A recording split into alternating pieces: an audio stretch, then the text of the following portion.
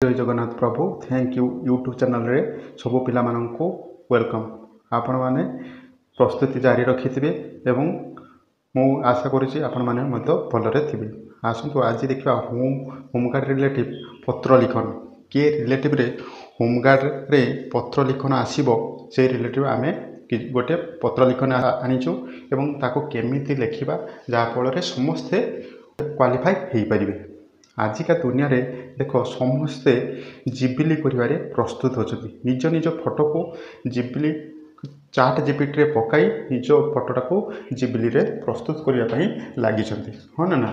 तेणु आमे सी artificial intelligence विषय रे गोटे रचना नहीं आसु आसंतु आपण आगे आमे रखिछु देखिबा कोन से आर्टिफिशियल इंटेलिजेंस उपरे गोटे रचना आमे लिखिबा कहीं आजिका मार्केट आर्टिफिशियल उपरे मार्केट चली तेणु हुए तो होमगार्ड रे यही आर्टिफिशियल इंटेलिजेंस उपरे हुए तो आसीफारे रचना देखंतु कौन अच्छे वर्तमान समय विज्ञान और तंत्रज्ञानी विकास रे कृत्रिम बुद्धिमत्ता अर्थ आर्टिफिशियल इंटेलिजेंस एआई एक अत्यंत गुरुत्वपूर्ण वैज्ञानिक उपलब्ध अतुट भाव में देखा देइछि।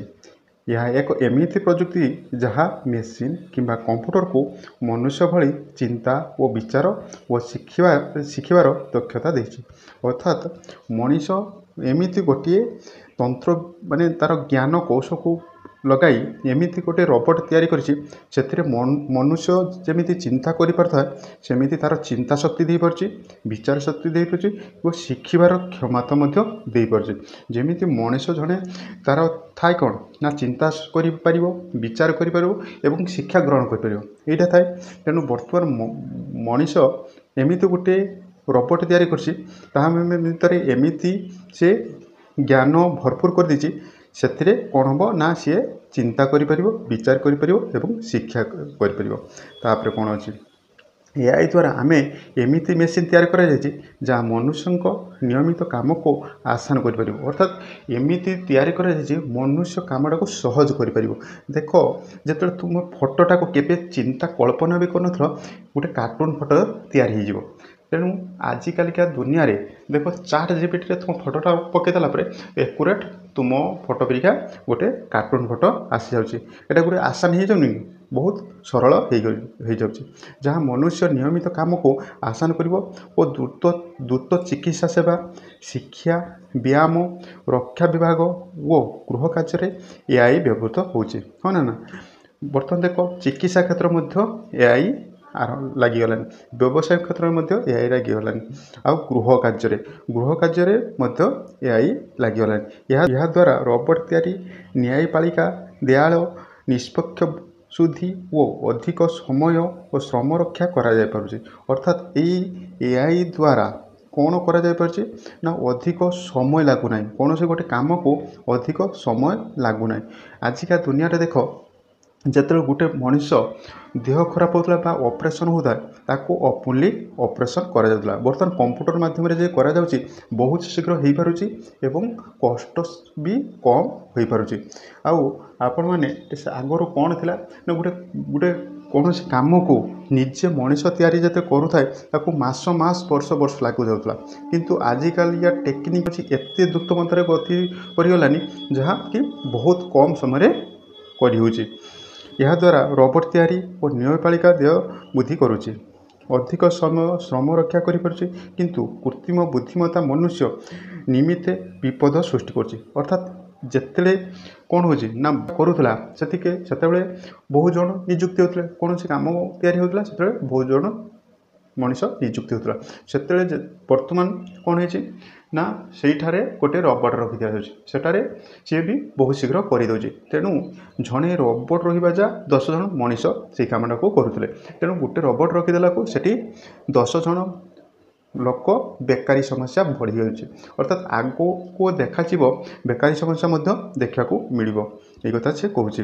कृत्रिम बुद्धिमत्ता मनुष्य निमंते विपद सृष्टि करिपारे जदि याको अनुचित भाव में आमे व्यवहार करिबा सेथिपाई आमको याको सतर्कता और नीति नियममूलक भाव में करने आवश्यक। यही प्रजुक्ति जदि ठीक भाव में व्यवहृत हुए ତେବେ ଏହା ଆଗାମୀ ଦିନରେ ମନୁଷ୍ୟ ଜୀବନକୁ ଅଧିକ ସୁବିଧାଜନକ ଓ ସୁନ୍ଦର କରିପାରିବ। ତାପରେ କ'ଣ ରହୁଛି ନା କୃତ୍ରିମ ବୁଦ୍ଧିମତ୍ତା AI ଉପରେ ବିସ୍ତୃତ ରଚନା ଯୁଗରେ ବୈଜ୍ଞାନିକ ଆଶୀର୍ବାଦ କି ବିପଦ। ସେ କହୁଛି AI ବୈଜ୍ଞାନିକମାନଙ୍କର ଆଶୀର୍ବାଦ କି ବିପଦ, ଏଇଟା ତା ବିଷୟରେ କିଛି ଲେଖାଗଲା। ବିଜ୍ଞାନ ଓ ପ୍ରଯୁକ୍ତିର ଉନ୍ନତି ମାନବ ଜୀବନକୁ ଅଦ୍ଭୁତ ଭାବରେ ପରିବର୍ତ୍ତନ କରିଦେଇଛି।